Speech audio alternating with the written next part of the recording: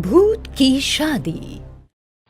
शहर से कोसों मील दूर शमशान घाट, जिसका नाम सुनते ही हर इंसान की रूह कांप जाए। रात में तो क्या, दिन में भी इंसान वहां से ना जा पाए। उसी शमशान घाट में अकेला बैठा एक भूत जब लोगों की शादियां होती देखता तो मन में अक्सर सोचने लगता, मैं भी कितना भागा हूँ, तुम्हारे मन में ही मौत का शिकार हो गया। मैं अपनी प्रेमिका से मिल तक ना पाया और उसके भाई ने मुझे जान से मार डाला। कैसी होगी मेरी कंचन? मेरे बिना अपने घर परिवार में मजे से रह रही होगी, मगर मैं भी अपने कंचन से शादी करके ही रहूंगा।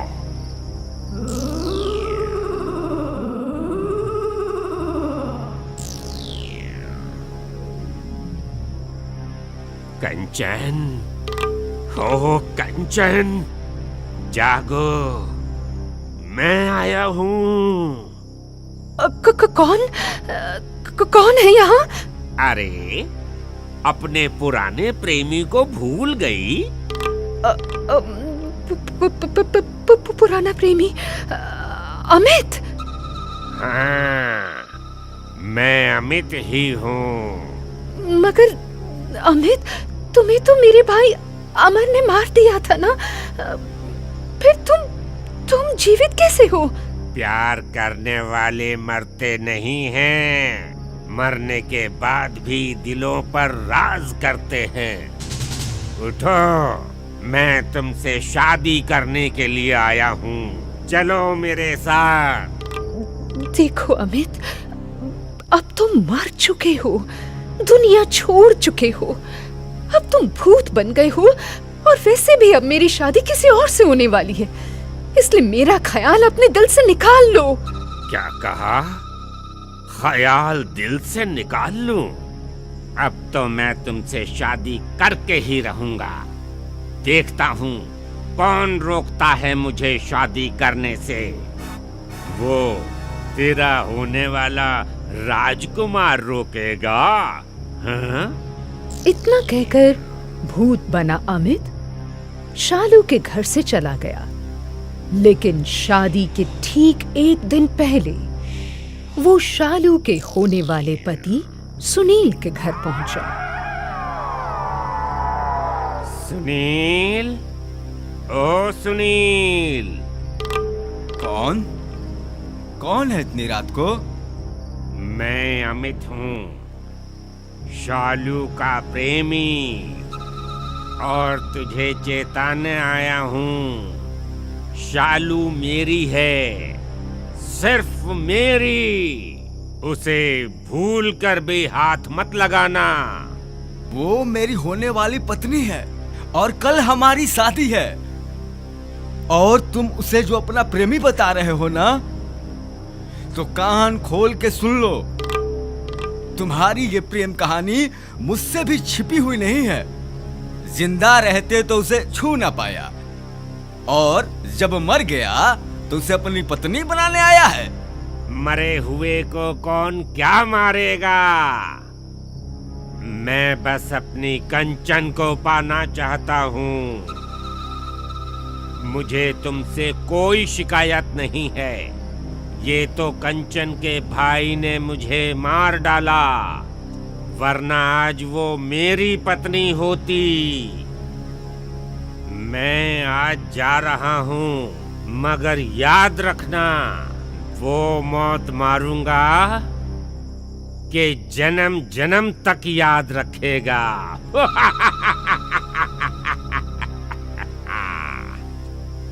अगले दिन जब कंचन की बारात आई, वो दुल्हन बनी शादी के मंडप में सज धज कर बैठी। उधर उसके साथ उसका भावी पति सुनील भी बैठा हुआ था। पंडित जी मंत्र पढ़ रहे थे। सब कुछ ठीक चल रहा था कि अचानक कहीं से बहुत तेज आंधी चलनी शुरू हो गई। पूजा का सामान इधर उधर बिखर गया। मंडप में जलती हुई वो पवित्र आग भी बुझ गई। शिव शिव शिव शिव शिव।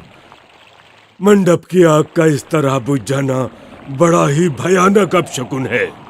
पंडित जी, ये सगुन अपशगुन कुछ नहीं होता। आप मंत्र पढ़ना जारी रखें।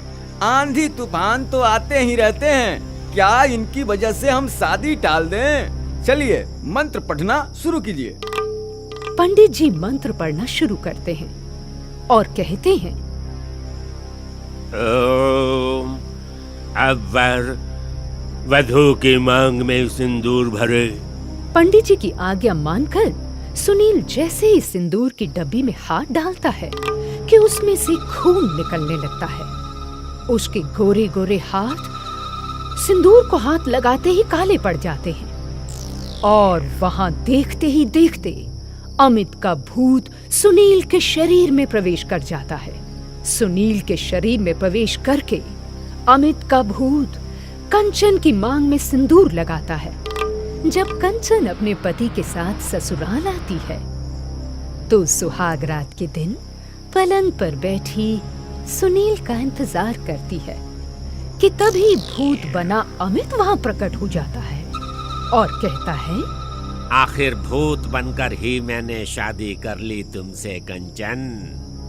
तुम्हारी शादी में आंधी का आना, सुनील के हाथ सिंदूर छूते ही काले होना, उसमें से खून निकलना, ये सब मेरी ही मौजूदगी थी।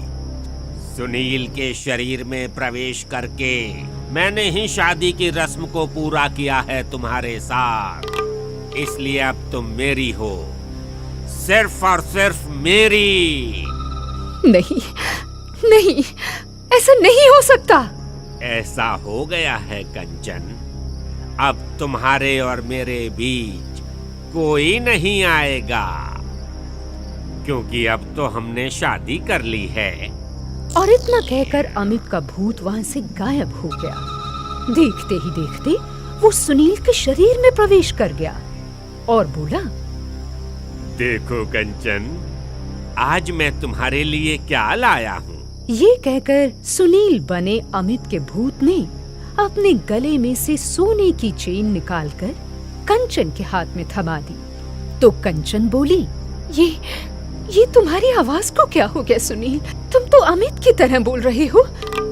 छोड़ो उन बातों को कंचन, मैं अमित की तरह बोलूं या सुनील की तरह बोलूं, मतलब तो तुमसे शादी करने से है ना, और वो मैंने कर ली। इतना कहकर भूत बना अमित अपनी कंचन को पा लेता है और उसके बाद शमशान चला जाता है। ठीक 9 महीने के बाद कंचन का एक बच्चा पैदा हुआ जो कि लंबे बालों वाला और नुकीले दांतों वाला था, क्योंकि वो भूत का बेटा था। बेटा पैदा होते ही अमित का भूत वापस कंचन के पास गया और उससे कहने लगा, ये मेरा बच्चा है कंचन, ये बहुत खतरनाक है, ये तुम्हें छोड़कर सबको मार देगा। और वाकई उस भूत के बच्चे ने कंचन को छोड़कर कंचन के भाई को, कंचन के पति को एक साथ मार डाला। और इसके बाद अमित अपनी पत्नी कंचन और अपने बच्चे को लेकर शमशान आ गया।